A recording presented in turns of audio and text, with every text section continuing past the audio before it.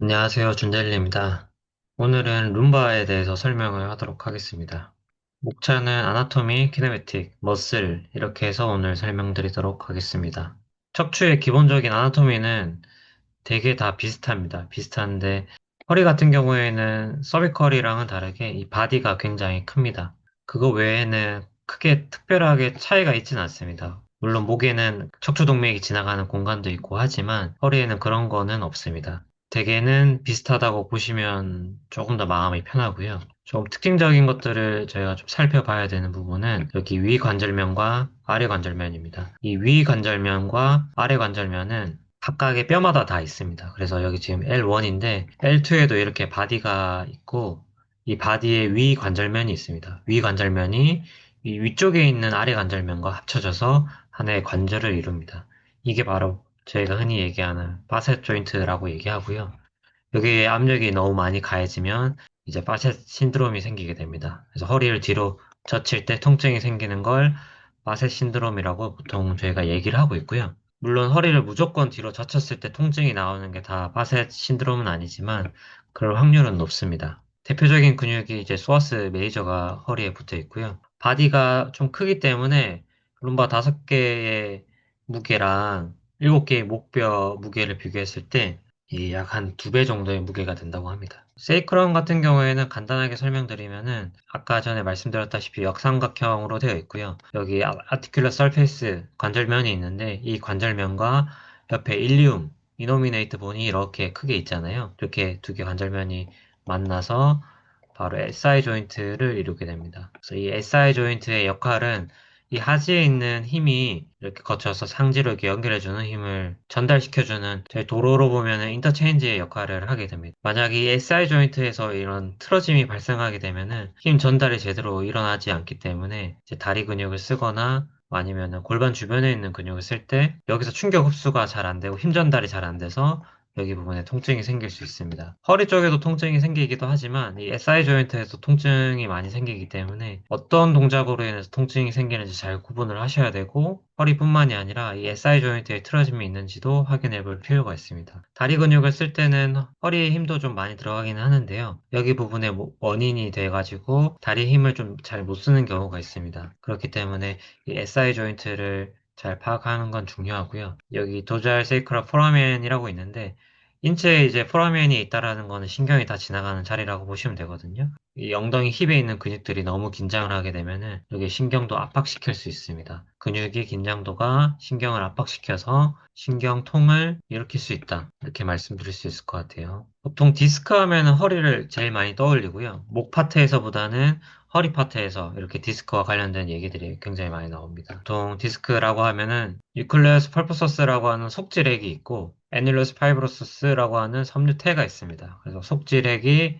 이렇게 섬유태 안에 이렇게 감싸져 있고요. 이 섬유태가 조금씩 벗겨 나가면서 속지렉이 나가는 거를 디스크가 있다라고 얘기하고 있습니다. 그 디스크의 단계는 1단계에서 총 4단계로 나뉘어지고 있고요. 4단계는 이제 완전히 퍼진 상태를 얘기를 하고 있고 1단계는 약간 밀려나가 있는 상태를 얘기를 하고 있죠. 속지렉이 밀려나가면 밀려날수록 이 파이브로서스가 같이 뒤로 밀려나가기 때문에 뒤에 있는 신경을 좀 자극시킬 수가 있습니다. 그래서 여기서 좀 특징적인 거는 애눌러스 파이브로스 자체가 이렇게 약간 65도 사선 형태로 이렇게 겹겹이 있습니다. 한쪽 방향으로만 이렇게 겹겹이 있는 게 아니고 이 태가 한쪽 방향은 왼쪽 사선으로 되어 있으면 그 다음 층은 반대쪽 사선으로 되어 있고요. 그 다음 반대는 또 반대쪽 사선으로 되어 있습니다. 그렇기 때문에 힘 자체가 여기서 잡아당기고 여기서 잡아당기는 힘이 있을 때 좀 견딜 수 있는 힘을 좀 제공을 하게 되고요. 비틀림, 톨전이 있을 때 속지력을 잘 보호해줄 수 있는 역할을 하게 됩니다. 그리고 70%에서 90% 정도는 물로 구성이 되어 있고요. 하이드라우릭 쇼크 업절버라고 되어 있는데 이건 충격 흡수를 해준다라고 보시면 될 것 같습니다. 그래서 저희 문 같은 거 보면은 문이 굉장히 천천히 닫히게끔 만들어진 유압기 같은 거라고 좀 보시면 될 것 같고요. 그리고 글루테오 글리칸은 프리테오 글리칸은 이 프로테오가 단백질이거든요. 이 단백질이고 글리칸은 이 개그를 얘기합니다. 개그 자체는 쉽게 얘기해서 수분이라고 생각하시면 되고요. 이 개그가 여러 개 겹쳐져 있는 거를 프리테오 글리칸이라고 합니다. 프리테오 글리칸의 물질들이 이 디스크에 들어가 있고 이런 디스크들은 이러한 프리테오글리칸의 성분들이 많기 때문에 수분 유지를 해주거나 이 압력에 저항을 주게 됩니다. 그래서 저희가 나이가 들고 퇴행이 오게 되면은 이 수분이 조금씩 조금씩 빠지면서 이 속질에게 이제 그 탄력이라고 해야 될까요? 그런 것들을 점점점 잃습니다. 디스크에 노출될 확률이 점점 증가하게 되는 거죠. 디스크가 어떤 자세에서 가장 많이 자극을 많이 받냐라고 봤을 때 누워있는 자세 보면은 제일 낫습니다. 그래서 디스크 증상이 있을 때 누워있으면 가장 증상 완화가 많이 일어나게 되고요. 그리고 여기 보면은 등받이에 여기 기대가지고 앉아있는 모습도 굉장히 낮습니다. 그래서 여기 압력을 줄여줄 수 있으니까 이런 자세가 압력이 낮다라고 말할 수 있을 것 같고요. 서 있는 자세보다 앉아있는 자세가 조금 더 높습니다. 서 있는 자세, 그리고 이렇게 바로 허리를 펴고 앉아있는 자세죠. 네, 여기 압력이 좀 더 낮습니다. 그래서 디스크가 있으신 분들의 특징을 보면은 앉아있을 때보다 서 있을 때 증상이 좀 덜합니다. 보통 디스크가 있을 때 좀 걷기 운동을 많이 하라고 권유드리는 이유 중에 하나가 바로 이러한 이유고요. 근데 이게 디스크 증상인지 아닌지를 구분해서 운동을 진행을 해야 됩니다. 만약에 이 사람이 서 있을 때 아프고 앉아 있을 때 괜찮은데 디스크 아닌가라고 생각을 한 다음에 걷기 운동을 계속 하게 되면은 그건 또한 문제가 될 수 있다라는 거죠. 이게 진짜 디스크 증상인지 아닌지를 구분하는 게 굉장히 중요합니다. 그리고 앉아서 허리를 숙이기만 해도 앉아있는 자세보다 디스크의 압력이 증가하게 되고요. 거기서 물건을 들기만 해도 증가하는데 여기서 약간 숙이기만 해도 압력이 많이 증가합니다. 여기서 무릎을 약간만 구부러져도 무릎의 하중이 분산되기 때문에 이 허리에 부담이 좀 덜하죠. 어떠한 자세에서 디스크의 부하가 많이 올라가는지를 좀 잘 알고 계셔야 되고, 이러한 요소들 중에 하나는 바로 만곡입니다. 만약에 이러한 만곡들이 좀 없다라고 하면은 이러한 자세에서 좀 무의미해질 수 있죠. 만약에 허리에 만곡이 없는 경우에 이 허리를 똑바로 세우고 있다라고 하더라도 이 허리의 시차 커브를 유지할 수 없어서 디스크의 압력이 증가할 수 있습니다. 그래서 스쿼트 같은 운동이 굉장히 유의미한 게 뭐냐면은 저희가 물건을 들고 나를 때 보통 허리를 많이 숙이잖아요. 스쿼트 같은 동작은 고관절이랑 무릎을 이용하기 때문에 허리 압력을 최소화시킬 수 있습니다. 그래서 허리가 안 좋으신 분들이 허리 통증이 좀 괜찮아지고 난 다음에는 스쿼트 같은 운동을 해주시면 굉장히 좋죠. 아나토미에서 조금 더 특징적인 것들은 어퍼피지얼 조인트는 목에서 제가 설명드렸다시피 파셋 조인트입니다. 아래쪽에 있는 상관절면과 위쪽에 있는 하관절면이 합쳐져서 만들어지는 어퍼피지얼 조인트고 이게 바로 파셋 조인트입니다. 그리고 세이크로 호리존탈 앵글이라고 있는데 이건 쉽게 얘기해서 룸프 세이크럴 정션이라고 보면 됩니다. 정션이라는 거는 그 관절과 관절을 이루고 있는 그 지점을 저희가 얘기를 하는데요. L5와 그 세이크럼이 만나는 이 지점을 저희가 LS 정션이라고 합니다. 그래서 이 LS 정션의 이 압력 자체가 많이 증가하면 증가할수록 저희가 서 있는 자세에서 통증이 많이 생길 수 있잖아요. 여기 부하가 많이 가냐 안 가냐를 두고 얘기를 많이 나누고 있고 플랫백이나 아니면 스웨이백 같은 자세에서 배가 이렇게 앞으로 많이 나오게 되면은 여기 압력이 많이 증가하게 되죠. 그러한 압력이 계속 증가했을 때 바로 생기는 게 콘들러 리세시스라고 해서 척추 전방 전이증입니다. 그래서 이 세이크럼 기준으로 이 L5가 얼마나 앞으로 나와 있느냐를 보는데 보통 뭐 L5가 이렇게 많이 넘어갈 수도 있고요. 아니면 L4가 L5 기준으로 많이 앞으로 넘어갈 수도 있습니다. 이거는 사람마다 좀 다르기는 한데 보통 L5가 많이 문제가 되긴 합니다. 그래서 이거를 총 4등분을 나눠가지고 이게 4등분에서 앞쪽만 넘어갔냐 하면 그레이드 1, 두 개까지 넘어갔냐 그레이드 2, 세 개까지 넘어갔냐 그레이드 3 이렇게 해가지고 그레이드를 나눕니다. 그러니까 저희가 보통 그레이드 3, 4 정도는 아마 못 만날 겁니다. 아마 그런 분들은 아마 수술을 하시거나 증상이 너무 심해서 저희가 만날 수는 없겠죠. 이런 경우들은 그레이드 1, 2가 제일 많고요. 보통 주 증상은 허리를 뒤로 젖힐 때 증상이 많이 나타납니다. 허리를 뒤로 젖히게 되면은 이 뒤쪽에 압력이 증가하게 되고 이 뼈가 앞으로 밀려나가기 때문에 이 척추 전방 전이증이 더 심해집니다. 이러한 경우에는 저희 맥켄지 운동 같은 거를 하면 좀 위험하겠죠. 허리를 뒤로 젖힐 때 통증이 생긴다. 아니면은 이런 척추 전방 전이증이 있는 경우에는 오래 서 있는 게 좀 힘드시거든요.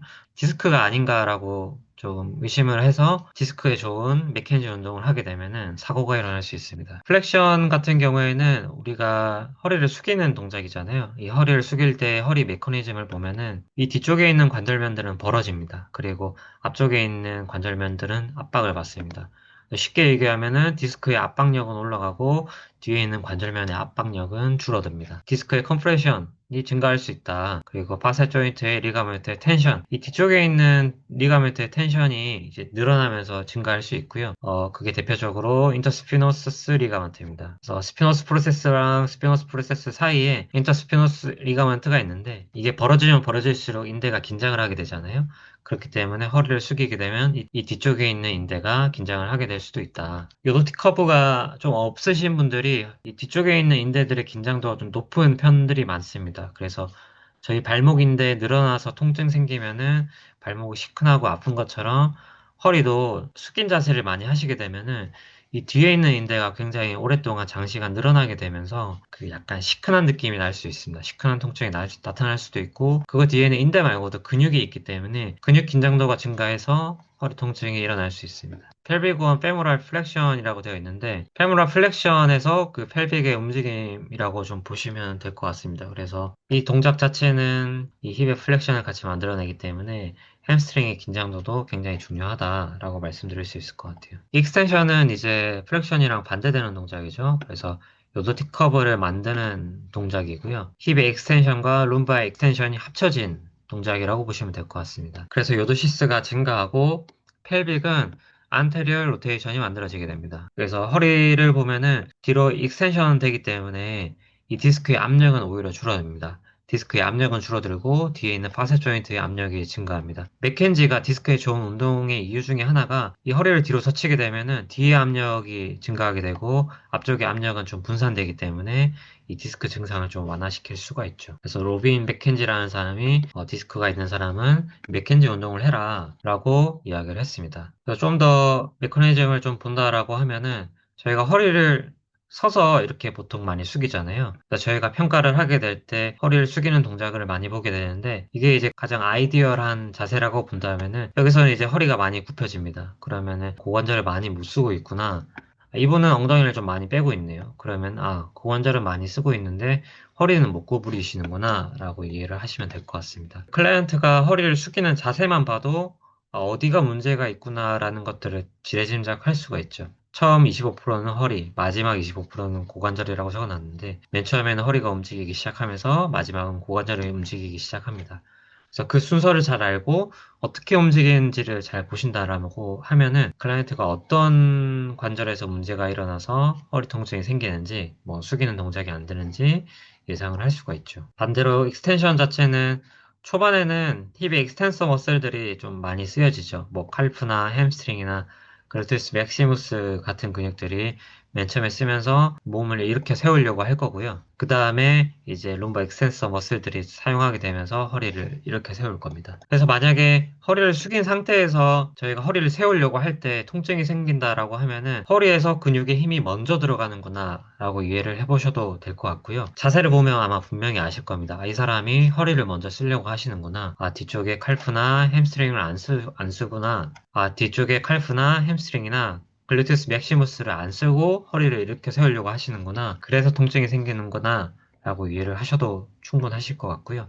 그러면 이 패턴을 바꿔주기만 해도 허리를 숙였다 일어날 때 허리 통증을 많이 감소시킬 수가 있죠. 여기 허리를 맨 처음에 숙인 자세에서는 이 외부에 있는 그 모멘텀이 굉장히 길기 때문에 허리에 가해지는 부하가 굉장히 큽니다.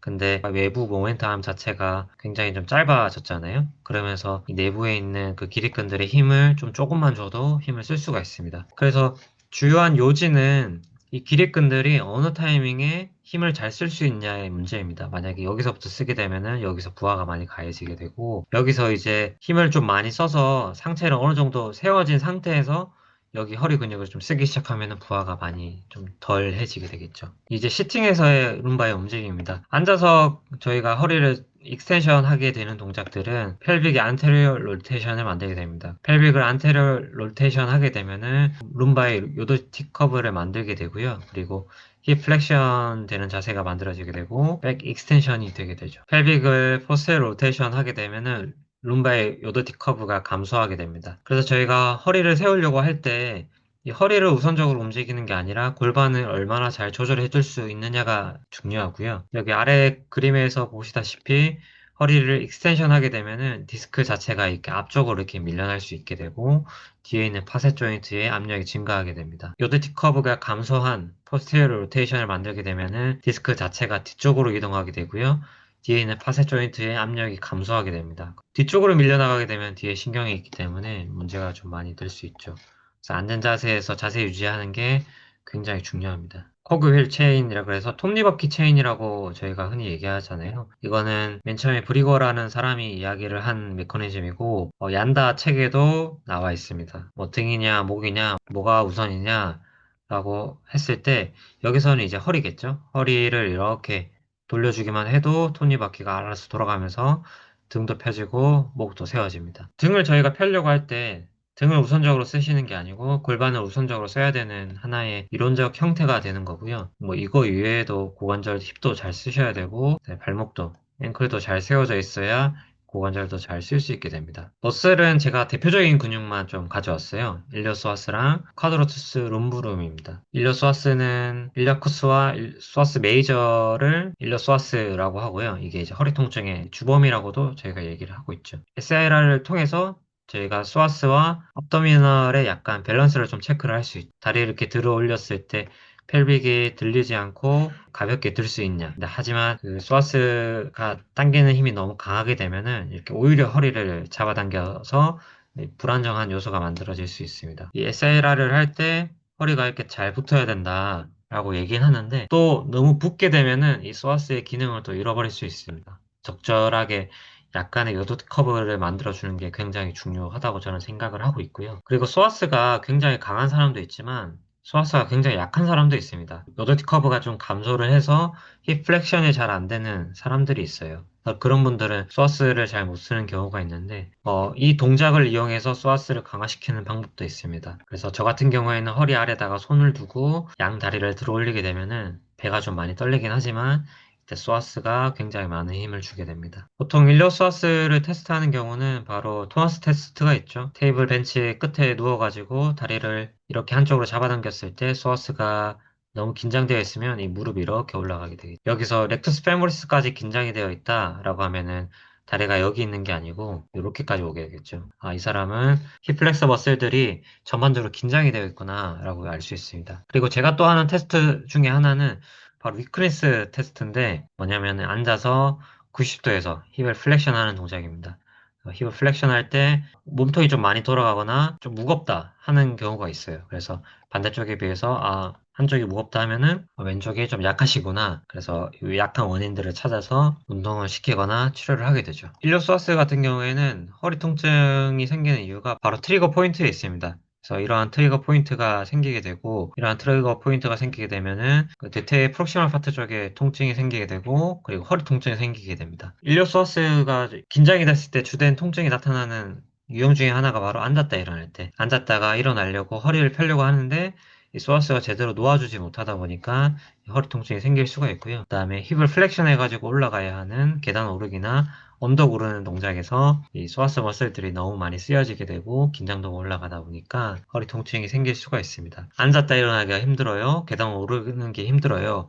라고 하는 경우가 있다라고 하면은 소아스가 많이 타이트할 수 있겠구나 라고 하고 토마스 테스트를 하면은 거의 열의 아홉은 저는 소아스가 좀 짧았던 경우가 있습니다. 그리고 일러소아스 같은 경우에는 근육이 한쪽씩 짧아지는 경우가 있고, 그리고 양쪽이 동시에 짧아지는 경우가 있습니다. 보통은 이러한 요도틱 커브를 만들어내게 되는데, 앞에서 너무 많이 이렇게 잡아당기는 힘이 생기게 되면은 요도틱 커브가 좀 과해집니다. 그거는 이제 양쪽에서 앞쪽으로 잡아당기는 걸 얘기하고 있거든요. 이 소아스가 양쪽에서 긴장도가 너무 높게 되면은 룸바의 커브가 증가할 수 있고요. 그리고 한쪽에서 너무 잡아당기게 되면은 이러한 그 측만증의 요소가 원인이 될 수 있습니다. 여기 있는 소아스 머슬들이 있고 여기 있는 소아스 머슬들이 있으면 길이 자체가 다르잖아요. 이쪽 길이가 더 짧고 이쪽 길이가 더 길기 때문에 이쪽에 있는 근육을 좀 짧게 만들어주고 이쪽에 있는 근육을 좀 길게 늘려주면은 정중앙 기준으로 좀 가운데로 옵니다. 물론 이 소아스 하나로만 해결되는 몸의 변화는 아니지만 그래도 허리에 있어서는 좀 메이저한 요인이 될 수 있어서 소아스만 좀 잘 건드려줘도 이렇게 허리가 정중앙으로 올 수 있는 그러한 요소들을 좀 제공할 수 있습니다. 그다음에 쿼드로투스 룸브룸은 이 수직 안정화 역할을 하게 되죠. 우리가 허리를 딱 바로 세울 수 있게끔 좌우에서 잡아주는 역할들을 하게 되고, 이 허리가 긴장이 되는 경우는 뭐 몸을 한쪽으로 기울여져서 저희가 앉는다던가 아니면 허리를 너무 요도티 커브를 감소시킨 채로 구부정하게 앉아 있으면 이 QL이 좀 긴장한 상태로 허리를 잡아주게 됩니다. 그래서 옆구리 쪽에 통증이 좀 많이 생길 수가 있고요. 보통 앉아 있을 때 통증이 생기는 경우가 QL이 긴장도가 많이 올라가서 이 허리가 통증이 생기는 경우를 좀 많이 볼 수가 있습니다. 그리고 또 이것도 골반이 틀어짐의 원인이 좀 되기도 하죠. QL이 얼마나 긴장되어 있냐라고 저희가 테스트를 할 때 많이 하는 게 바로 사이드라잉에서 힙을 애비덕션 하는 동작입니다. 보통 사이드라잉에서 힙을 애비덕션을 하게 될 때 글루티우스 미디우스나 아니면은 허벅지 바깥쪽에 있는 근육들에 힘이 들어가야 되는데 여기 쪽에서 이제 힘이 들어가지 않고 이 펠빅이 힙 하이킹, 펠빅이 이렇게 위로 올라가게 되면서 QL이 긴장하게 되는 경우가 있습니다. 그러면은 QL이 긴장도가 굉장히 높구나. 서 있을 때 글루티우스 미디우스를 쓰는 게 아니고 QL을 긴장도를 올려가지고 자세를 유지하는구나 라고 이해를 하셔도 충분합니다. 만약 이 사람이 QL의 긴장도가 문제가 있나? 라고 의심이 들게 되면은 사이드라인에서 다리를 올린 다음에 글루테스 미디우스의 힘이 좀 잘 들어가는지 아니면은 힙 하이킹이 생겨서 QL의 힘이 많이 들어가는지 그렇게 보시면 될 것 같습니다. 네, 오늘 허리 영상은 여기까지고요. 제가 지난번에 앵클을 스킵을 했거든요. 다음 시간에는 앵클로 찾아뵙도록 하겠습니다. 오늘 준비한 허리가 조금 설명이 부족하거나 궁금하신 점 있으면 댓글 남겨주십시오. 그럼 오늘도 영상 봐주셔서 감사하고 다음 앵클 시간에 뵙도록 하겠습니다. 고맙습니다.